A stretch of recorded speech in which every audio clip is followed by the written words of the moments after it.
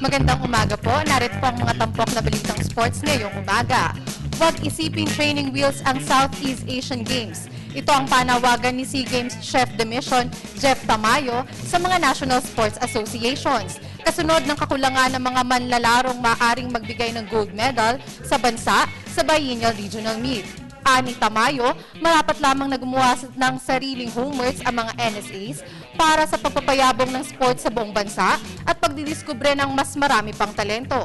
Ito'y upang ang pool of athletes na ipapadala sa mga international competitions. Sa ngayon ay dinedetermina na ng SEA Games Task Force ang aktwal na bilang ng mga atletang ipapadala sa Myanmar Games sa Disyembre. Samantala, nabaliwala naman ang pagsisikap sa ensayo ng ilang national windsurfers na naghahangad na maging bahagi ng SEA Games Bound Team Philippines. Ito'y matapos na magpatupad ng bagong rules sa windsurfing event ang Myanmar organizers. May report si Cristabel De Leon. Labis na ikinalungkot ng Philippine windsurfing team ang biglaang pagpapalit ng rules ng Myanmar organizers. Base sa ulat, mula sa dating 1994, ang mga ipinanganak na lamang mula 1998 pataas ang pwedeng sumali sa windsurfing event ng Southeast Asian Games sa Disyembre. Dahil dito, ang mga atletang may edad 16 pataas na sinasanay ng husto ni National Coach Raul Lazo ay hindi napapayagang lumahok sa Myanmar Meet. Kaya't plano niyang umapela kay SEA Games Chef de Mission Jeff Tamayo, bagay na suportado naman ni Philippine Windsurfing Association President Manny Cabili. We will still appeal. Ipapagawa ko sulat sa president namin. Pero yun na nga, hindi ko alam kung collaboration yun with other countries or I have to see kung anong nangyayari, bakit ganun eh.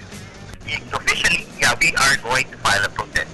We will, I will confer with the Chef de Mission and see what happens. But we will have to file a formal protest. Naniniwala si Cabili na malaki sana ang tsansa ng bansa na makakopo ng ginto sa SEA Games kung hindi lamang ibinaba ng mga organizers ang age limit. Sa kabila nito, tiwala pa rin si Cabili na may mahuhugot sila sa kanilang pool para ipadala sa Myanmar Games. I'm still hopeful that because Coach Raul has other athletes na nakasalang. So we'll just work double time on the athletes and hope for the best. Sa ngayon ay puspusan pa rin ang pagsasanay ng mga national windsurfers. Kulang 6 na buwan bago ang 27th edition ng pinakamalaking sports spectacle sa Timog Silangang Asya. Para sa Good Morning Boss, Cristabel De Leon, PTV Sports. Sa basketball, tama at patas na kapalit lamang ang hinihiling ng Meralco Bolts para kay veteran center Asi Taulava. Ito ay kasunod ng apila ng na sana'y itrade ng Meralco sa Barangay Ginebra, San Miguel ang 6'9" Phil Tongan. Narito ang report ni Nicole Ramos.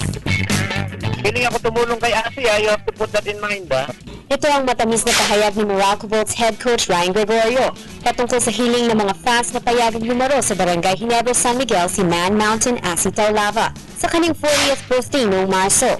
Inanunsyo ni Taulava ang kagustuhang maglaro para sa kanyang paboritong team na Ginebra bago siya tuluyang magretiro. Never misconstrue that we are blocking his return. We are willing to listen to whatever offer they want. Diba? Kasi Asi has signified his intention to play the PBA again with Ginebra specifically. Okay? So we're not gonna stand in the way provided that there is an equal player of the same value. Paglilinaw pa ni Gregorio, hindi nila hinahadlangan ang pagbabalik sa PBA ni Taulava. Pero kinakailangan hatagan sila ng offer ng mga teams na naghahangad na makuha ang serbisyo ng Phil Tongan slotman. As far as we are concerned, we have already moved on when he abandoned us.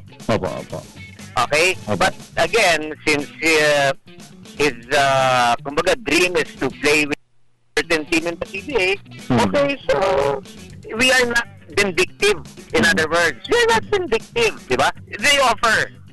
I will say yes or no. Ang 6'9" na si Taulava ay galing sa matagumpay na kampanya sa 4th season ng ABL, kung saan pinangungunahan niya ang San Miguel Beer Philippines tungo sa pagkopo ng kauna-unahang titulo sa liga. At siya rin ang nahirang ng Most Valuable Player ng Fastest Rising Professional League sa Southeast Asian region. Para sa Good Morning Boss, Nicole Ramos, PTV Sports. At yan po ang mga tampok na balitang sports ngayong umaga. Ako po si Hazelan Salubon para sa Good Morning Boss.